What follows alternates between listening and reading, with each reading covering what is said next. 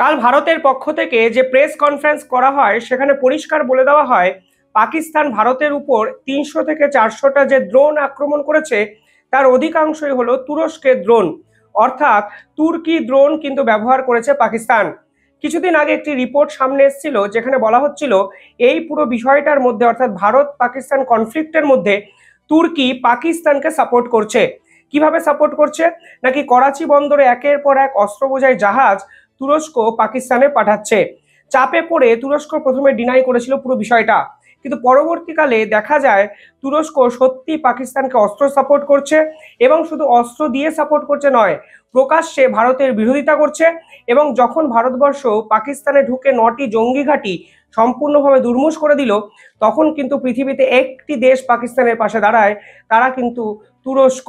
এবং তুরস্ক সে সময় কমেন্ট করে বলে এই ধরনের আক্রমণ পাকিস্তানের সার্বভৌমত্বকে বিঘ্নিত করবে এবং এটা আনএক্সপেক্টেড। অর্থাৎ তুরস্ক হলো এমন একটি দেশ যারা প্রথম থেকে এই পুরো বিষয়টায় পাকিস্তানের সঙ্গে দাঁড়িয়েছে, কোনো লুকোচুরি করেনি। চায়না যেমন পাকিস্তানকে পিছন থেকে সাপোর্ট করেছে প্রকাশ্য মিডিয়ামে, প্রকাশ্য জায়গায়, কিন্তু চায়না আবার পাকিস্তানের বিরোধ করেছে বলেও জানা যায়নি। অর্থাৎ চায়নার লড়াইটা অনেকটা ছায়া যুদ্ধের মতো, পিছন থেকে বলে দেওয়া তোমার সঙ্গে আছি, ভারতের সঙ্গে তুমি লড়াই করো। কিন্তু তুরস্ক এমন একটা দেশ যারা জাতিসংঘ, মানবাধিকার কমিশন, ইউনাইটেড সিকিউরিটি কাউন্সিল, এমনকি অস্ত্র দিয়েও কিন্তু পাকিস্তানকে সাপোর্ট করেছে। আর এরপরেই ভারতে একাধিক জায়গায় দেখলাম বয়কট তুরস্ক, বয়কট আজারবাইজান, এই দুটো হ্যাশট্যাগ চালু হয়েছে। ভারতীয়রা খেপে গেছেন এবং সকলে মিলে তুরস্ককে বয়কট করার দাবি তুলেছেন। কারণটা কি? কিসের জন্য ভারতীয়রা হঠাৎ করে খেপে গেলেন? আর প্রকাশ্য প্ল্যাটফর্মে পাকিস্তানকে সাপোর্ট করে যেভাবে ভারতকে ছুরি মারল তুরস্ক বা তুর্কি, এতে তুর্কি বা কতটা বিপদে পড়লো, এই সব কিছুই আলোচনা করব আজকের এই ভিডিওতে।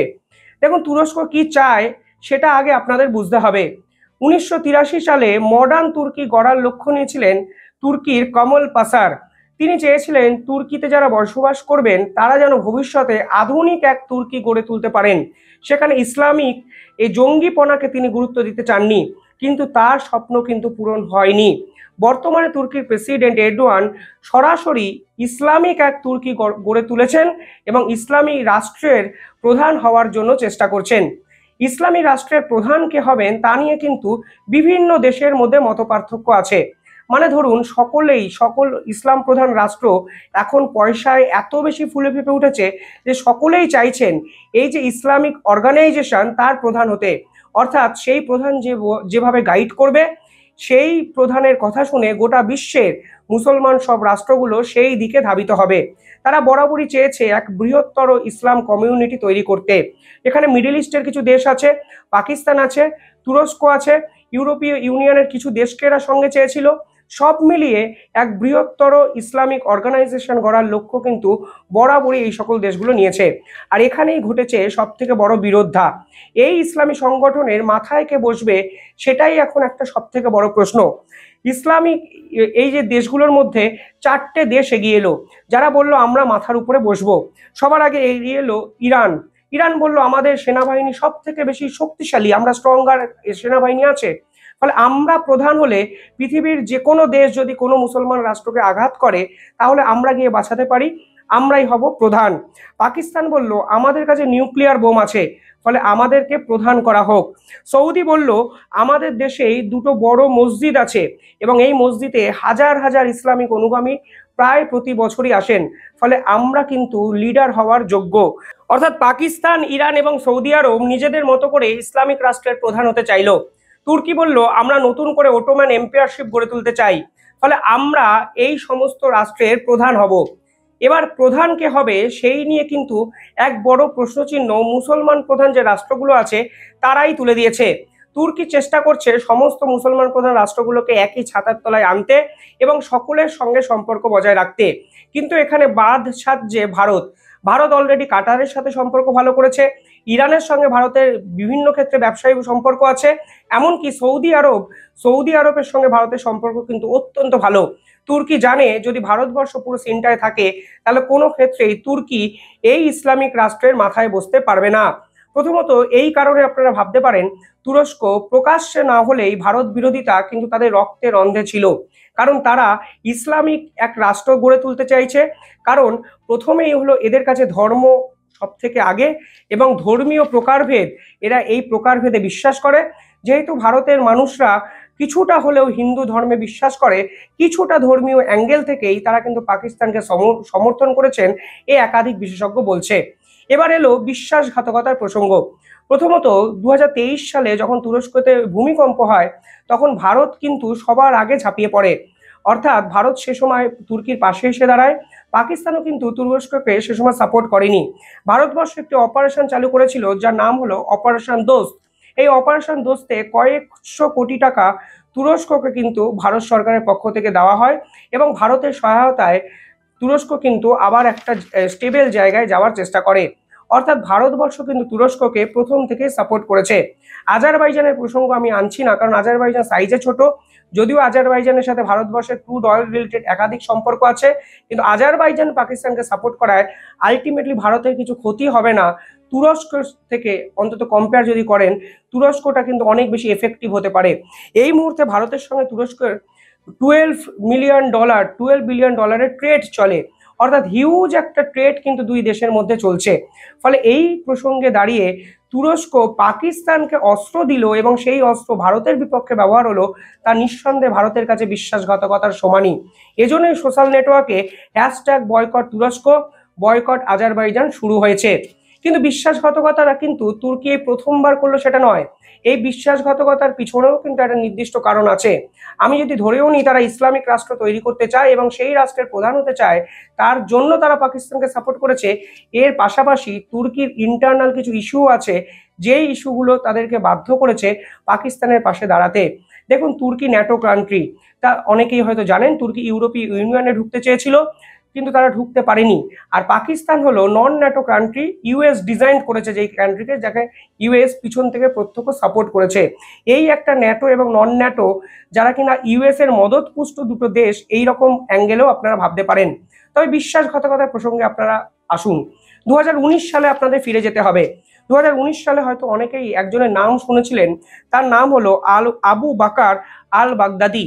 এই আবু বাকার আল বাগদাদি ইনি ছিলেন ইসলামিক স্টেটের super power, super hero kind of নেতা টাইপের। তিনি কিন্তু আমেরিকানদের একটু বিপদে ফেলার চেষ্টা করেছিলেন। পরবর্তীকালে এই আবু আল বাগদাদি সিরিয়াতে একটি গোপন গুহায় কিন্তু লুকিয়েছিল দীর্ঘদিন। কেউ কিন্তু এদের খোঁজ পাচ্ছিল না। আর ওই সময় তুরস্কের মধ্যে এক ইন্টারনাল প্রেশার ক্রিয়েট করে কার্ড বলে এক সংগঠন। প্রধানত এই আল বাগদাদির জন্যই ডোনাল্ড ট্রাম্প কিংবা আমেরিকা কিছুটা তুরস্ককে দূরে সরিয়ে রেখেছিলেন। কারণ আমেরিকা জানতো এদেরকে যদি প্রশ্রয় দেওয়া হয়, এরা কখনো না কখনো আমাদেরকেই শেষ করে দেবে। সে সময় তুরস্কতে আরো এক অভিনব ঘটনা ঘটে। কি ঘটে? তুরস্কের ভিতরে ইন্টারনাল ইস্যুতে কার্জ নামক এক সংগঠনের উৎপত্তি হয়, যারা আবার তুরস্ক সরকারের বিরোধিতা করেছিল। এই কার্জ নামক যে সংগঠন বা এই যে গোষ্ঠী, এরা আবার আমেরিকার কাছে চলে যায়। এই আমেরিকার কাছে গিয়ে আল বাগদাদি সিরিয়ার যে গোপন গুহায় লুকিয়ে আছে, সেই লোকেশনটা কিন্তু আমেরিকানদের জানিয়ে দেয়। আল বাগদাদি পুরো বিষয়টা জেনে যায় এবং কার্জ নামক সংগঠনটি আমেরিকার খুব ক্লোজড হয়ে যায়। এবং ডোনাল্ড ট্রাম্পের সে সময় আমেরিকা সিরিয়ায় গিয়ে গোপন গুহাতে আল বাগদাদিকে ধরার চেষ্টা করে। আল বাগদাদি আগে থেকেই জেনে যায় এবং তিনি তার শরীরে আত্মঘাতী বোম বেঁধে তার পরিবার সহ এই পৃথিবী থেকে শহীদ হয়ে যান। কোট আনকোট শহীদটা হলো ওদের ভাষা, পৃথিবী ছেড়ে চলে যান অন্য জায়গায়, অন্য লোকেশনে, বুঝতেই পারছেন, স্বর্গে চলে যায়। এবার প্রশ্নটা হলো, এই কার্ডস যখন আমেরিকার খুব ক্লোজড হয়ে যায়, তখন বর্তমান তুর্কির প্রেসিডেন্ট একটু ছল চাতুরি করেন। তিনি আমেরিকাতে গিয়ে কি বলেন? তিনি আমেরিকাতে বলেন, আপনি কার্ডসকে শেষ করে দিন, আমরা আপনাদের সঙ্গে সম্পর্ক রাখতে চাই। কিন্তু আল বাগদাদি এতদিন ধরে সম্পর্ক রাখতে দেয়নি। যখনই আমরা আপনাদের সঙ্গে কথা বলার চেষ্টা করেছি, ওই পার্টিকুলার ব্যক্তি অর্থাৎ আবু বাকার আল বাগদাদি আমাদের উপর অত্যাচার করেছে, গুলি চালিয়েছে। ফলে আল বাগদাদি চলে যাওয়ার পর আপনাদের আর কার্ডসকে দরকার নেই, চলুন আমরা একসঙ্গে কাজকর্ম শুরু করি এবং আমেরিকা এবং তুরস্ক একসঙ্গে এর পরবর্তীকালে পথ চলা শুরু করবে। ডোনাল্ড ট্রাম্প একটি টুইট করেন। সেই টুইটটির তারিখ ছিল 7ই অক্টোবর 2019। সে সময় ডোনাল্ড ট্রাম্প কি লিখেছিলেন? ডোনাল্ড ট্রাম্প লিখেছিলেন, if Turkey does anything that in my great and unmatched wisdom considered to be off limit, অর্থাৎ এরপর যদি তুরস্ক কোনো ক্ষেত্রে বাড়াবাড়ি করে তাহলে কিন্তু আমি আর সহ্য করব না। এখন আমি পুরো বিষয়টাকে মেনে নিলাম, অর্থাৎ কার্সকে বলির পাঠা করে দিল তুরস্ক, আবু আল বাগদাদিকে বলির পাঠা করলো কার্স, আমে দুধে একসাথে মিশে গেল, দুটো আটি গড়াগড়ি খেয়ে চলে গেল। ফলে বিশ্বাসঘাতকতা কিন্তু তুরস্কর প্রথমে আজকে যে করেছে সেটা নয়, অনেক দিন আগে থেকেই করেছে। এবার বলি ভারতের সঙ্গে এই বিশ্বাসঘাতকতা করে তারা কিভাবে বিপদে পড়তে পারে। এই মুহূর্তে তুরস্কর ইন্টারনাল ইস্যু কিন্তু অনেক। কিছুদিন আগে তুরস্কতে একটি আন্দোলন হয়েছিল যাকে বলা হয় গুলিয়েন্ট অ্যাক্টিভিটি। এই গুলিয়েন্ট অ্যাক্টিভিটি সরকার বিরোধী এক আন্দোলন, যেখানে তুরস্ক সরকার কিন্তু বেসামাল। এই তুরস্কর এরদোয়ান সরকার প্রায় 1000 জনের বেশি গুলিয়ান সাপোর্টারকে জেলে ঢুকিয়েছে। এর বিরুদ্ধে, অর্থাৎ এই তুরস্কের যিনি বর্তমান প্রেসিডেন্ট এরদোয়ান, এই এরদোয়ানের বিরুদ্ধে অভিযোগটা কি? সাধারণ মানুষ অভিযোগ করে ইনি একজন ফেক মুসলমান, অথচ ইনি ইসলাম রাষ্ট্রের প্রধান হতে চাইছেন, ইসলাম রাষ্ট্রকে ডমিনেট করতে চাইছেন। ইনি এমন কিছু পান করেন কিংবা এমন খায়, এমন খাদ্য অভ্যাসের যে কখনো ইসলামিক হতে পারে না, ইসলাম হতেই পারে না, ইসলামিক রাষ্ট্র তো দূরের কথা। ফলে এরদোয়ান কিন্তু খুব শক্ত হাতে এই আন্দোলনকে দমন করেন। এর ফলে যেটা হয় তা হলো তুর্কির বর্তমানে ইকোনমিক্যাল সেক্টর কোলাপসড হতে শুরু করে, অর্থনৈতিক মন্দা আসতে শুরু করে। নাম্বার 2 হলো ট্রেড সম্পূর্ণভাবে কমে যেতে শুরু করে, ব্যবসা বাণিজ্য হচ্ছে না, কারণ ইন্টারন্যাশনাল পার্টনাররা এই এরদোয়ানের উপরে আর ভরসা করছে না। 3 নম্বর, তুর্কির রেপুটেশন সম্পূর্ণ শেষ হয়ে যায়, কারণ এই উগ্র ইসলামিক আচরণে এই রেপুটেশনের জায়গা কিন্তু তারা পাকিস্তানকে সাপোর্ট করে ফের একবার নষ্ট করলেন। ডিপ্লোমেসির ভাষায় একে বলা হয় দ্য কার্স অফ চয়েস। তুর্কি বারংবার ভুল পার্টনার চুজ করেছে, তার ঐতিহাসিক সময় থেকে বর্তমানে যদি আপনারা আসেন আপনারা বুঝতে পারবেন। তুরস্ক ইন্ডিয়ান ওশিয়ানে নিশ্চিতভাবে পাকিস্তানকে চুজ করে নিজেদের বিপদটা নিজেরাই ডেকে আনলেন। এক্ষেত্রে তারা এক্ষেত্রে শুধু নয়, ওয়ার্ল্ড ওয়ার 1, প্রথম বিশ্বযুদ্ধ, দ্বিতীয় বিশ্বযুদ্ধ, প্রতি ক্ষেত্রেই কিন্তু তুরস্ক পার্টনার ভুল চুজ করেছে এবং আলটিমেটলি দেখা গেছে তুরস্কই হেরেছে যাদেরকে চুজ করেছে তাদের সঙ্গে। এক্ষেত্রে বিপদটা কেন হতে পারে? দেখুন, একটা খুব ইম্পর্টেন্ট বিষয় হলো এই তুরস্ককে কিন্তু রাশিয়া বলেছিল তুরস্ক is a sick of Europe, অর্থাৎ ইউরোপের অসুখ হলো তুরস্ক, যাদেরকে কেউ কোনোদিন ভরসা করতে পারে না। এরা পাকিস্তানকে সাপোর্ট করেছে, যেখানে পাকিস্তানের সাথে ট্রেড বলুন, ট্যুরিজম বিজনেস বলুন, সে অর্থে কিছুই ভারতের থেকে বেশি নয়। শুধুমাত্র পাকিস্তানকে অস্ত্র বিক্রি করতে পারে কোটি কোটি টাকার, এবং যেহেতু পাকিস্তান এবং তুরস্কের রাষ্ট্রের ধর্মটা কাইন্ড অফ সেম, একই রকম ধর্মাবলম্বী মানুষরা বেশি বসবাস করেন, সেই ধর্মীয় আঘাত আনবো না বলে তারা পাকিস্তানকে সাপোর্ট করলেন। কিন্তু তথ্য কি বলছে জানেন?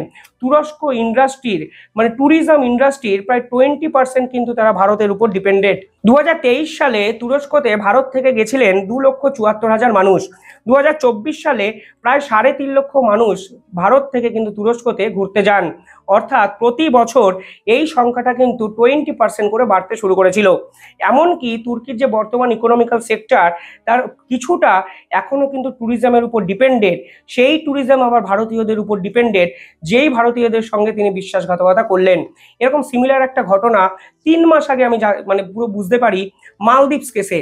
মালদ্বীপ সরকার একই রকম ভাবে নরেন্দ্র মোদী এবং ভারতের বিরোধিতা করছিল। তারা ভারতকে ছুরি মেরে চায়নার সঙ্গে একাধিক ডিল করতে শুরু করে। বর্তমানে দেখুন মালদ্বীপসের ট্যুরিজম সেক্টর সম্পূর্ণভাবে ধসে গেছে। তুরস্ক একই রকম মালদ্বীপসের কায়দায় ভারতীয় ইনফ্লুয়েন্সারদের জন্য সস্তা প্যাকেজ দেয়, কম টাকায় তাদেরকে ঘোরার ব্যবস্থা করে দেয় এবং অনেক ভারতীয়দের অ্যাট্রাক্ট করতে শুরু করে। মালদ্বীপসের অবস্থা এতটাই খারাপ হয়ে গেছিল যে তারা ফের একবার ভারতের কাছে আসে এবং বলে আমরা ভারতের সঙ্গে ভালো ব্যবসা বাণিজ্য করতে চাই, দয়া করে ভারতীয়রা যেন মালদ্বীপসে যায় এবং ট্যুরিজম সেক্টরকে বাঁচিয়ে রাখে।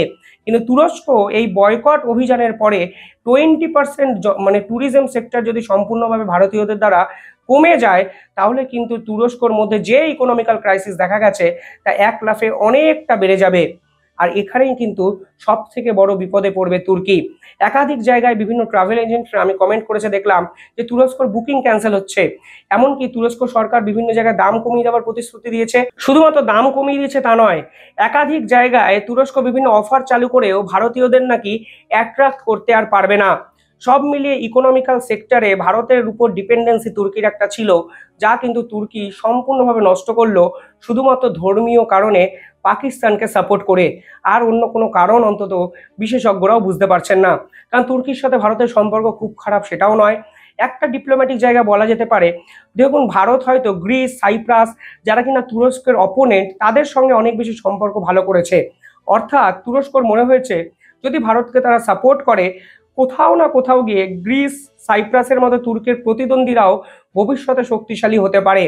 আরও একটা ইম্পর্টেন্ট কথা হলো এখানে, দেখুন ভারতবর্ষেরও কিন্তু এই মুহূর্তে ভাবার প্রয়োজন আছে কাদের সঙ্গে ডিপ্লোম্যাসিটা মজবুত করবে, কাদের সঙ্গে পাশ কাটিয়ে চলবে।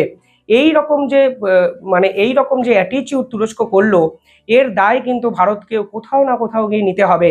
আপনারা বলতেই পারেন ভারত কিভাবে বুঝবে যে এই জিনিস তারা করতে পারে। এটা ঠিক, ভারতের বোঝার কোনো কারণ নেই, কিন্তু আমার মনে হয় ডিপ্লোম্যাসিতে সকলের সঙ্গে সমানভাবে সম্পর্ক রাখার দিন এবার হয়তো শেষ করতে হবে। কারণ ভারতের ট্যাক্স পেয়ারের টাকা আমি তুরস্কর ভূমিকম্পের পিছনে ইনভেস্ট করলাম, আর ওই তুরস্ক উঠেই ভারতীয়দেরই পিছনে ছুরিটা মারলো, এ মেনে নেওয়া বড্ড কঠিন। আর আমরা তুরস্কতে ঘুরতে যাব, আমরা কোটি কোটি টাকা তুরস্ক সরকারের হাতে তুলে দিচ্ছি বকলমে, এবং সেই কোটি টাকা তারা পাকিস্তান অবধি পৌঁছে দিচ্ছে আমাদেরকে মারার জন্য, সেটাও হয়তো ভারতীয়দের কাছে মেনে নেওয়া কঠিন। আপনি যে কোনো রাজনৈতিক দলের সমর্থক হন, আপনার ধর্ম যাই হোক না কেন, আগে যদি নিজেদেরকে ভারতীয় ভাবেন, এই মুহূর্তে হয়তো আপনাদেরও বয়কট তুর্কি এবং বয়কট আজারবাইজানটাকে সমর্থন করা উচিত। আমার মনে হয় যারা ভারতের সার্বভৌমত্বকে নষ্ট করে, সন্ত্রাসবাদকে প্রশ্রয় দেয়, তাদেরকে পেটে মারার সময় এবার ভারতে এসছে। দিনের পর দিন এই জিনিস তো চলতে পারে না। কিভাবে দেখছেন আপনারা পুরো বিষয়টা, কমেন্টে জানাবেন।